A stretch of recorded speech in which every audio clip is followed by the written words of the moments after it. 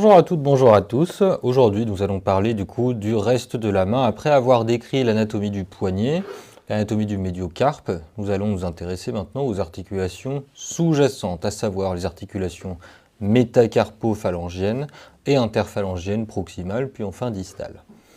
Dans un premier temps, nous allons les introduire dans l'organisme. Donc elles sont situées sur la partie distale du membre supérieur. Si nous agrandissons ce dernier, elles seront situées ici. Donc les articulations que nous allons décrire aujourd'hui, elles font suite à la deuxième rangée du carpe et vont comprendre les carpo-métacarpiennes et enfin les interphalangiennes proximales et distales. Donc dans un premier temps, nous allons dessiner un carpe de face pour décrire les surfaces articulaires, dans un premier temps des articulations carpo-métacarpiennes.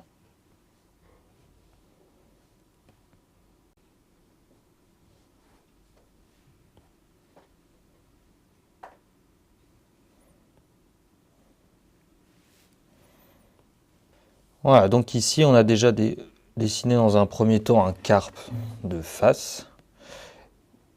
Et ce qui fait suite à la deuxième rangée naturellement, ça va être les métas. Donc comme le pied sont au nombre de 5, et qui vont s'articuler chacun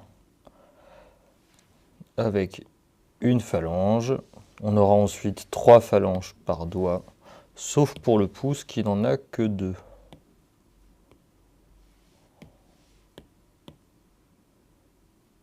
Donc on s'aperçoit quand on sort du carpe de la divergence des doigts qui commence à être formée avec les métacarpiens. Donc on a 4 doigts longs qui sont parallèles quasiment et un pouce opposable qui servira notamment pour saisir et maintenir les objets. D'ailleurs la musculature du pouce c'est la seule dont la musculature intrinsèque est plus puissante que la musculature extrinsèque. Le 5e doigt, notamment, est important, car il va former avec le pouce, les prises de force.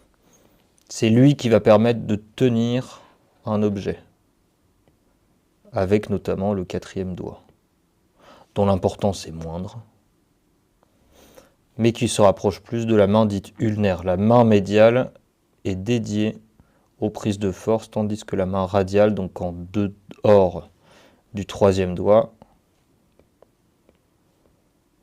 sera plutôt destinée aux prises de précision. Le 2e doigt, particulièrement, est dédié à la pronation.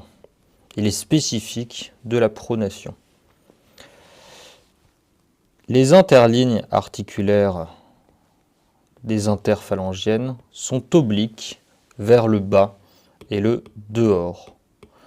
Ça a pour but, pour faciliter notamment l'opposition du pouce, car si je fléchis les doigts, ils vont faire une légère supination.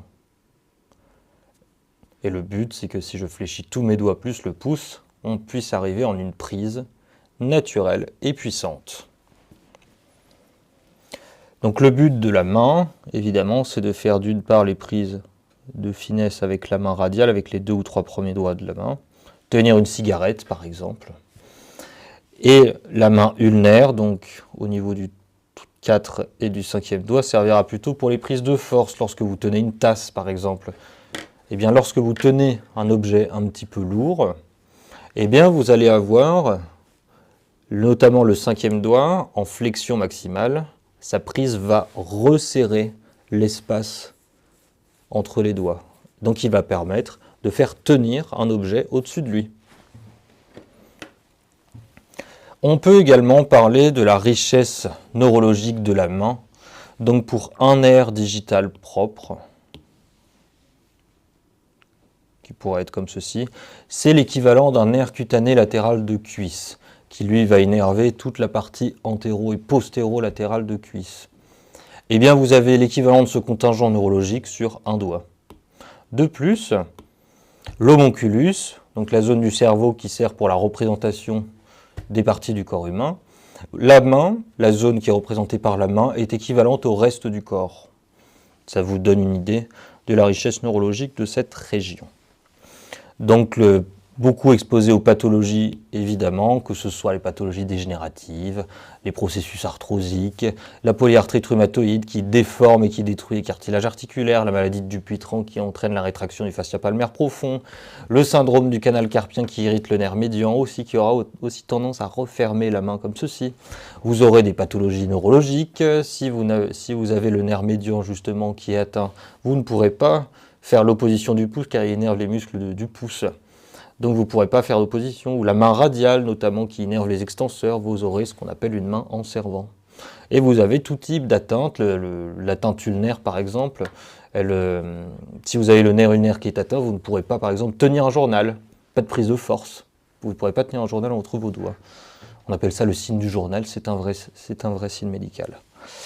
Bref, on revient du coup, dans un premier temps, on s'attarde sur ça. Les articulations carpo-métacarpiennes. Ensuite, on verra les métacarpophalangiennes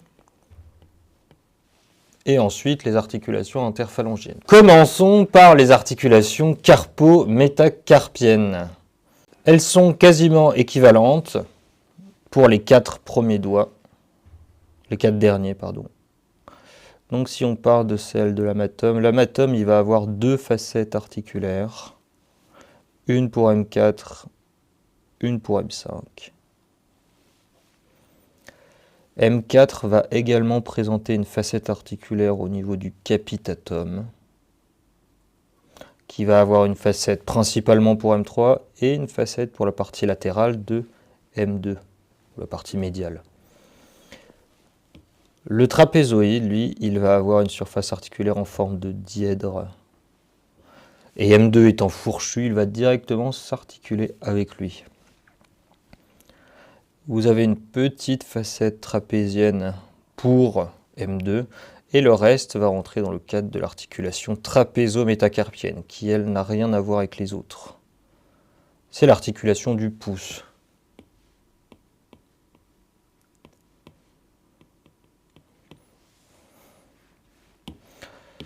Donc avant de détailler un petit peu la trapézo-métacarpienne, vous avez ici le deuxième méta qui va venir, dont la base est un petit peu fourchue. Autrement, ce sont des systèmes d'emboîtement réciproques. Donc les métas vont simplement venir s'aboucher, s'articuler avec les os de la deuxième rangée du carpe. Parlons maintenant de l'articulation trapézo-métacarpienne. Donc ici, on va mettre déjà le scaphoïde en vue le trapèze, pardon, en vue antérieure.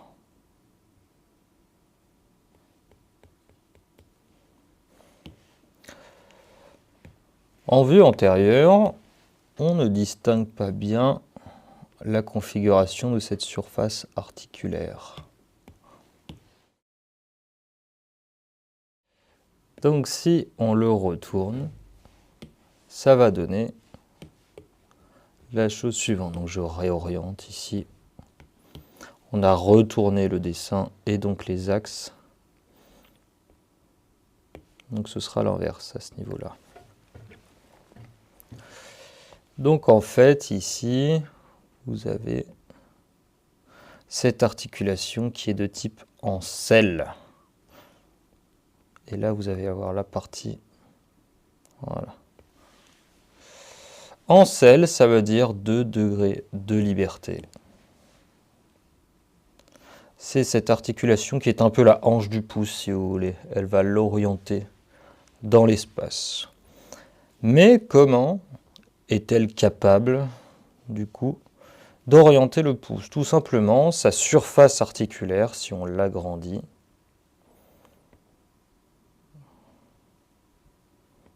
elle va être comme ceci. Elle va être légèrement incurvée. Les auteurs d'anatomie, de biomécanique parlent d'une selle de cheval scoliotique. Un cheval avec une colonne vertébrale scoliotique.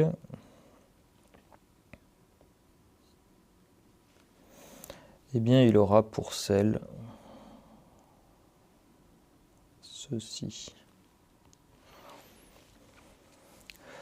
En fait, cette selle, étant avec le cheval et scoliotique, est légèrement incurvée.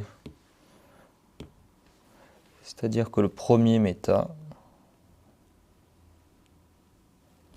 il va venir s'y articuler comme ceci. Donc il est capable en théorie de bouger selon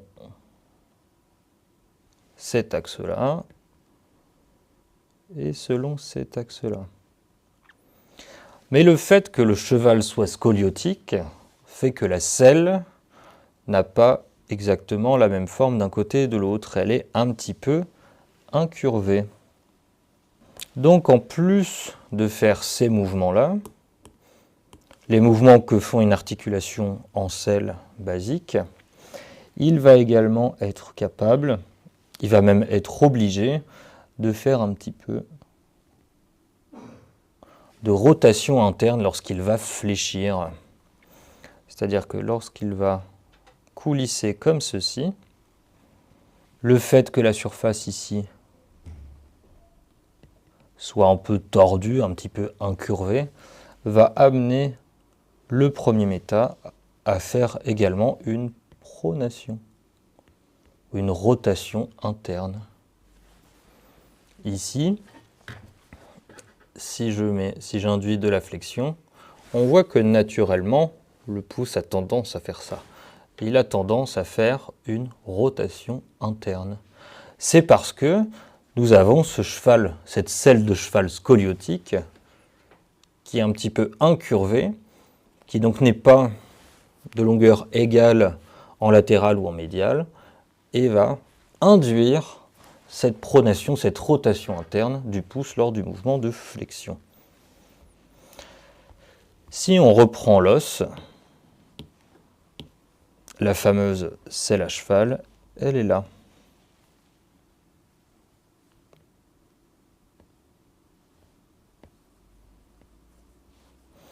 Donc la selle, elle est là. Et cette partie-là qu'on a dessinée, elle est de l'autre côté. Donc mouvement de flexion.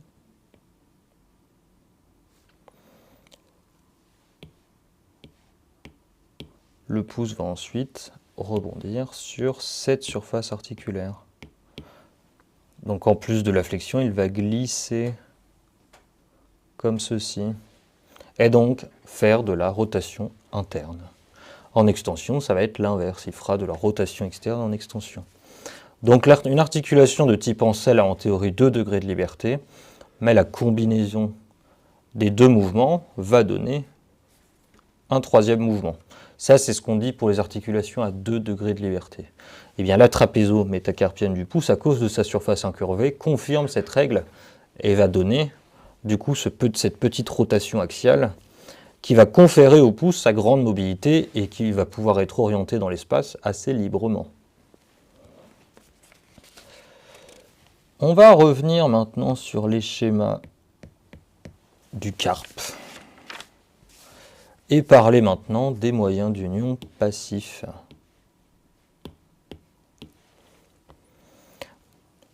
Deux capsules, une latérale dédiée à la trapézo-métacarpienne et une médiale qui fait tout le reste.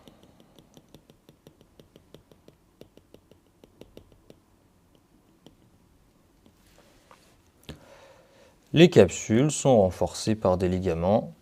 Donc pour la trapézo-métacarpienne, vous allez avoir notamment un ligament oblique antérieur ici qui va renforcer la partie médiale.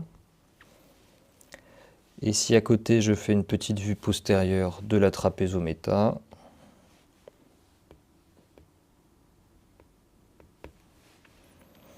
vous allez avoir donc le trapèze ici, avec M1 ici, la capsule, et bien vous aurez en plus deux ligaments obliques. Un oblique postéromédial, le plus puissant,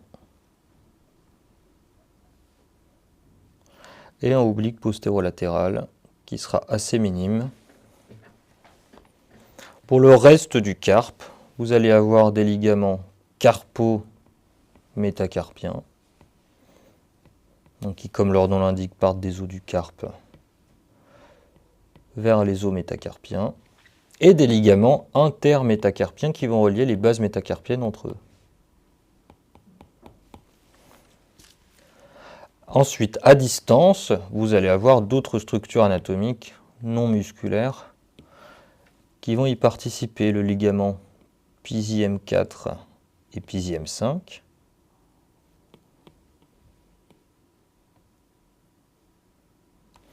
Vous allez avoir le ligament métacarpien transverse profond qui va relier les faces palmaires des capsules métacarpophalangiennes.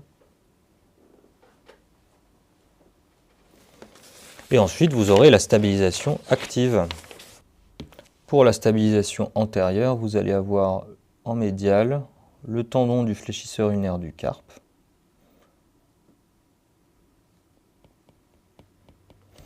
qui va mêler un petit peu ses fibres au ligament PISI-M4 et PISI-M5.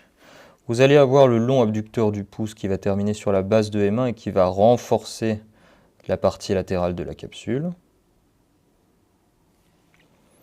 Et vous allez avoir le muscle fléchisseur radial du carpe qui va venir s'implanter sur les bases de M2 et M3 et qui va renforcer les interlignes articulaires des carpo-métacarpiennes du 2 et du 3. Il y a également des éléments postérieurs. Donc je fais rapidement un carpe de dos.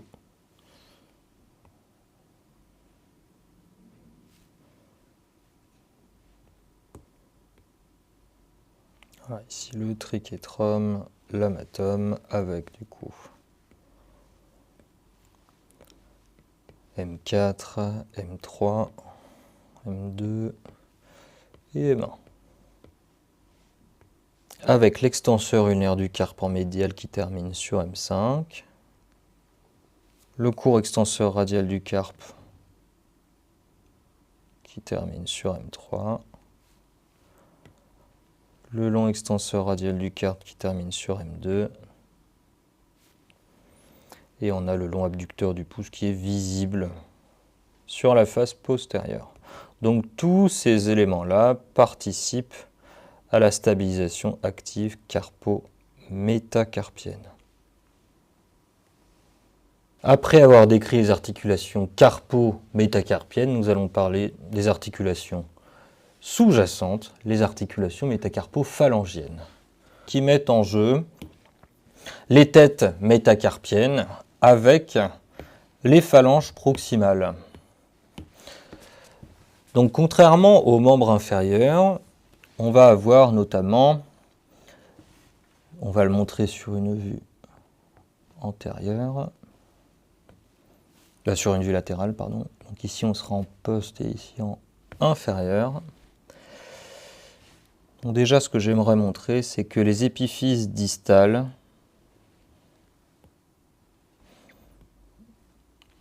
sont moins larges que les épiphyses proximales, contrairement aux membres inférieurs. Et les tubercules des ligaments collatéraux vont être placés plus haut, donc plus en dorsale. Ils n'auront donc pas exactement la même orientation et la même mise en tension que lors du membre inférieur. On en reparlera un petit peu plus tard.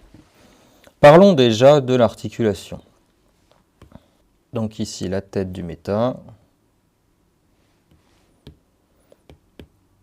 orientée vers l'avant et le bas, de type ellipsoïde, 2 degrés de liberté, ce qui permettra au doigt de faire d'une part flexion-extension, mais également écartement-rapprochement.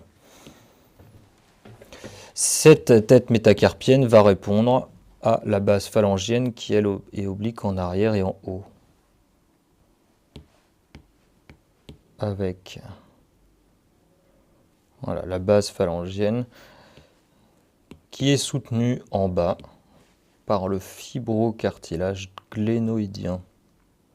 Petit fibrocartilage qui va soutenir la tête métacarpienne et qui va participer passivement à la biomécanique métacarpo-phalangienne. On a ici des petits tubercules qui sont placés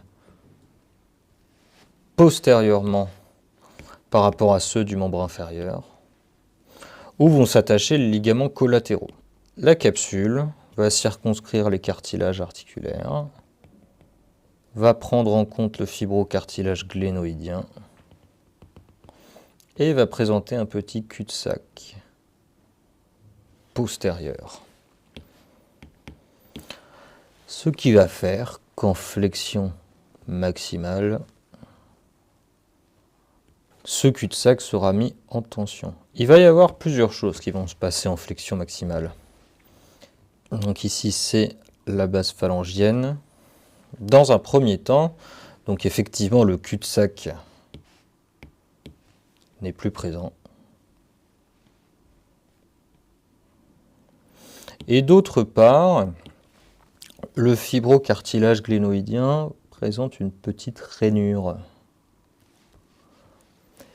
Et cette rainure est utilisée notamment lors de la flexion. Le fibrocartilage va en quelque sorte se plier et redonner de l'amplitude à cette articulation en flexion. Ensuite, il nous manque les ligaments collatéraux, un faisceau tendu du tubercule jusqu'à la base phalangienne et un autre faisceau jusqu'au fibrocartilage glénoïdien. Ces ligaments, vu qu'ils sont situés postérieurement, vont être beaucoup plus facilement mis en tension lors de la flexion maximale. Concernant le pouce, il n'y a qu'un seul paramètre qui change, c'est la présence des os sésamoïdes qui sont inclus dans le fibrocartilage glénoïdien, qui sont donc des structures anti-frottement et qui servent notamment de bras de levier musculaire. Dernier petit schéma, simplement on va regarder, visualiser l'articulation de face.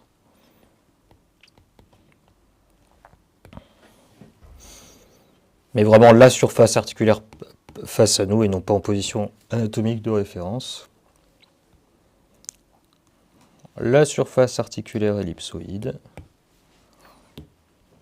La base phalangienne en flexion. Et bien les ligaments collatéraux, vu qu'ils sont situés plus en dorsale. Voilà, on va circonscrire comme ceci l'articulation. Vu que l'insertion est plus dorsale, ils vont être mis notamment en tension maximale en flexion. Ça, c'était donc pour la stabilisation passive. On va passer à la stabilisation active. En plus des ligaments que l'on a décrits, vous allez avoir de nombreuses structures qui passent à proximité de l'articulation et qui vont contribuer à la stabiliser. Donc dans un premier temps, on décrit une métacarpophalangienne type, et dans un second temps, on va parler du pouce. La stabilisation active de l'articulation métacarpophalangienne est assurée par ce qu'on appelle le nœud fibreux de Zancoli. Donc ici, nous avons la base phalangienne. Donc l'idée pour retenir l'anatomie du nœud de Zancoli, c'est d'y aller partie par partie. On commence par le début.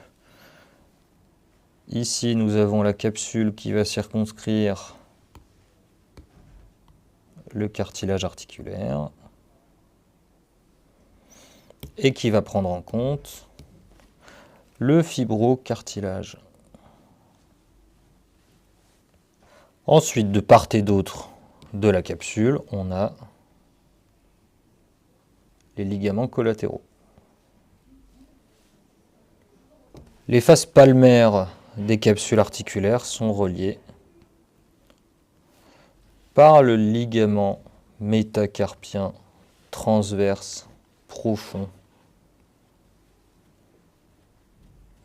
En dessous du ligament métacarpien transverse profond, vous avez la première coulisse des fléchisseurs qui est annulaire, donc on l'appelle A1. Dans cette coulisse, on trouve le fléchisseur superficiel des doigts en superficie et le fléchisseur profond des doigts en profondeur. Ensuite, l'équivalent en haut, l'extenseur des doigts. Ensuite, en latéral, j'ai oublié l'orientation. Voilà, évidemment que c'était vu comme ceci. Excusez-moi, je n'ai pas précisé. Donc ici, de part et d'autre, on a les muscles interosseux. Donc l'interosseux qui va, d'une part, donner une insertion pour la phalange proximale, et d'autre part, il va créer la dossière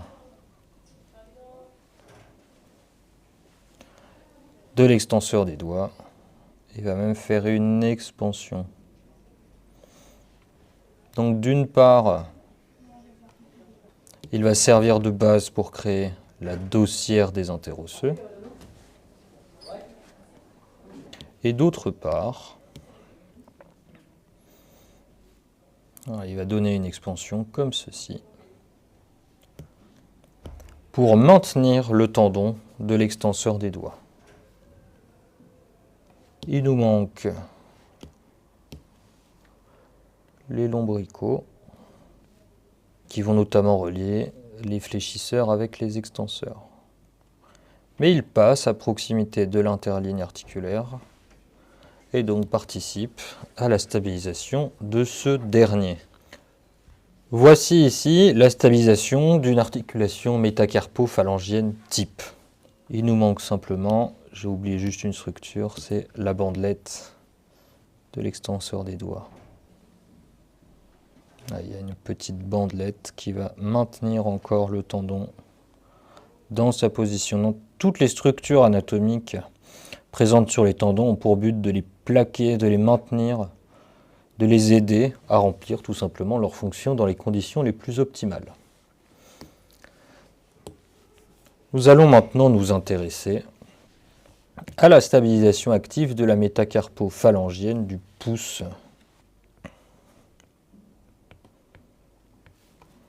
Et on va pour cela dessiner un pouce en l'air.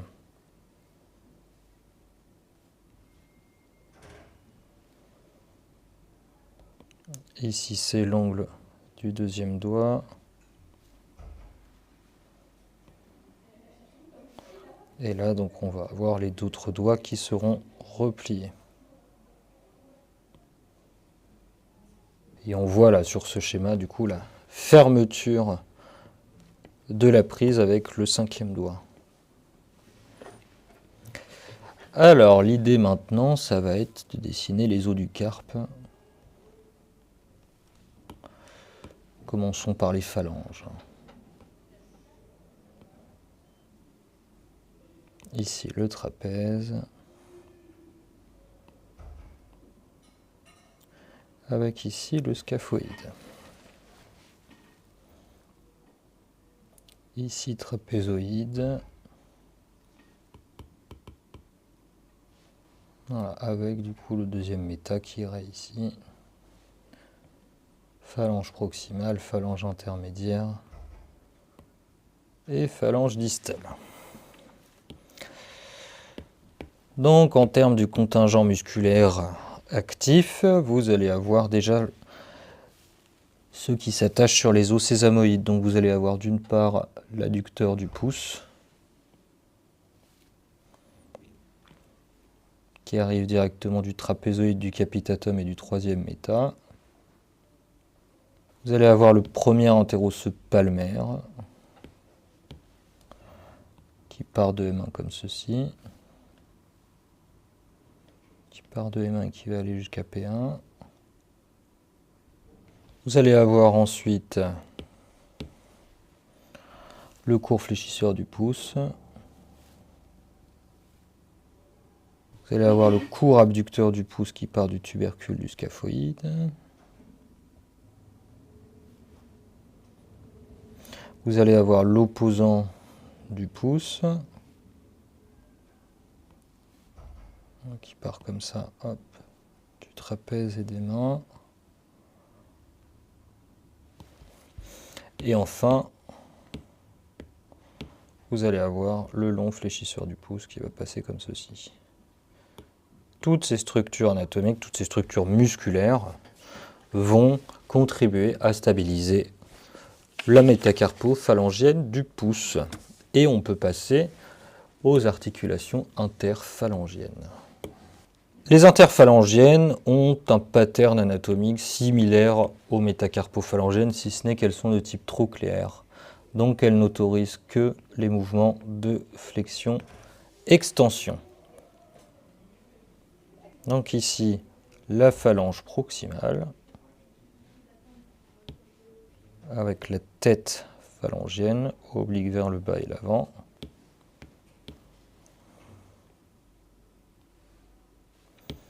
Et enfin, la phalange distale, avec une extrémité spatulée qui va donner insertion à la matrice de l'ongle. On n'a pas beaucoup parlé des téguments, mais les téguments de la main sont très épais et adhérents et permettent d'améliorer les prises. Les ongles, notamment, offrent une surface rigide qui peuvent servir à certaines prises, notamment les prises très fines. Ici, les tubercules pour les ligaments collatéraux. Autrement, donc, c'est très similaire aux articulations métacarpophalangiennes avec des fibrocartilages glénoïdiens ici. La capsule qui présente un cul-de-sac postérieur. Et c'est la même chose ici sur cette articulation. Au niveau palmaire, vous allez avoir notamment des coulisses pour les fléchisseurs. Vous allez avoir des coulisses de type annulaire, de forme annulaire. Donc on les appellera A1, A2, etc. Et vous aurez des coulisses de type cruciforme, qu'on appellera C1, C2, etc. Donc la première coulisse annulaire, A1, est en garde de l'articulation métacarpophalangienne. Ensuite, vous avez donc A2 que je viens de dessiner. Et la première coulisse cruciforme qui s'appelle C1. Ensuite, une autre coulisse annulaire ici, qui va notamment participer à la stabilité articulaire. Donc ici, nous avons A3. Ensuite, une autre coulisse cruciforme, C2. Ensuite, une autre coulisse annulaire, A4. Et enfin, une autre coulisse cruciforme, C3. Toutes ces structures anatomiques vont même être reliées au compartiment, au tendon des extenseurs, grâce à la structure que je vais dessiner juste maintenant. Le ligament rétinaculaire oblique, qui va donc relier le compartiment des extenseurs avec la région des fléchisseurs. afin de synchroniser leur activité. La région de la main, c'est la région des mouvements de finesse. Donc l'activité agoniste-antagoniste doit être parfaite. Ici, je dessine les ligaments collatéraux qui sont exactement configurés de la même manière qu'en métacarpophalangien. Donc je n'insiste pas 3 heures dessus. Et ensuite, on va pouvoir parler de la stabilisation active. Et tout simplement, à ce niveau-là, c'est surtout, et même quasiment, que les fléchisseurs et les extenseurs qui sont présents. Donc ici, c'est une vue palmaire, avec phalange proximale, intermédiaire et distale. En profondeur, vous avez le fléchisseur profond des doigts qui chemine jusqu'à la phalange distale. En superficie, vous allez avoir le fléchisseur superficiel des doigts qui va former un chiasma. Ce chiasma, donc ce dédoublement de ces fibres,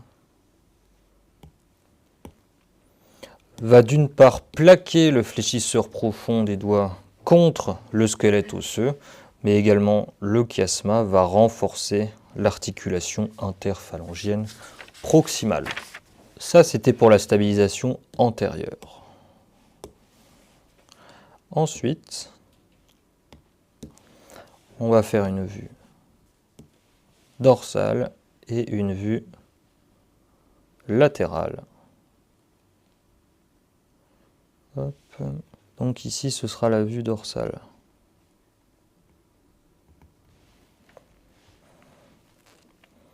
Avec donc le méta, la phalange et la phalange distale. Donc plusieurs structures anatomiques à mettre en évidence. La première, évidemment, ça va être l'extenseur des doigts, qui va donner des petites insertions sur chaque phalange et qui va ensuite former avec sa terminaison un petit losange qu'on appelle le losange de Schack, si je ne m'abuse.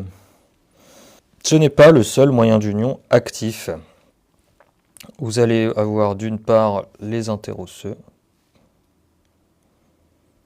qui vont en fait aller jusque là. L'interosseux, donc ici c'est un interosseux dorsal, va donner une petite insertion osseuse, va donner une expansion pour l'extenseur des doigts et une dossière. Donc dans l'ordre, ça fait insertion osseuse, dossière de l'extenseur des doigts et expansion pour la terminaison, pour la partie toute distale.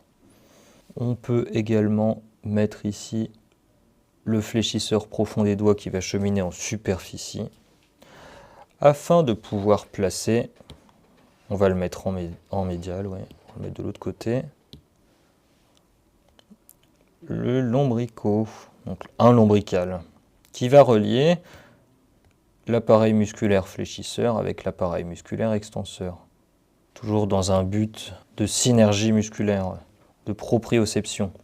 Le lombrical, en fait, va renseigner le système nerveux sur l'état de tension des extenseurs et des fléchisseurs et va pouvoir réajuster la tension musculaire selon les besoins du muscle. Donc ici, c'était pour la stabilisation au niveau dorsal.